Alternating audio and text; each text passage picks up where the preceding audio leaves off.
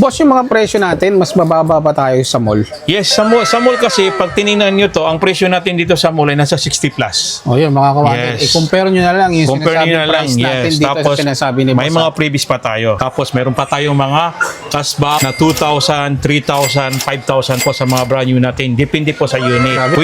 Pwede rin tayo sa G-Gibbs ng installment. Uy, At saka pwede. sa LBC, yung provincial buyer, pwede din yun. Pwede. Yan. Yes. Cineplex natin yung MacBook Air 2020 brand new set, full M1, 8 gig memory, 256, 13 inch display. Ito, ang presyo natin nito ay 39,000 down to 37,000. Nag-list tayo ng 2,000 dito. 2,000. Brand new. Brand new shield po. Marami tayong available nito. Mayroon din tayong available na yung mga 16GB. Kaya naging 16GB ito dahil una-una sa mga multitask. Multitask. Yes, multitask. Mga rendering na gusto nila magaan. Ito yung may recommend na sa inyo na MacBook Air 2022 brand new shield full M2, 16GB memory, 256 SSD, 13-inch display. Ito presyo natin ay 57,000 less 2,000 magiging 55. Mayroon din tayong mga naka-promo na MacBook Pro 2024 brand new shield full M3, 16GB memory, 1TB SSD, 14 inches liquid XDR display. Ito presyo natin ay 105. Bibigay natin to ng 92,000. Grabe, naka 1 tera na yan. Yes, naka 1 tera na to na M3.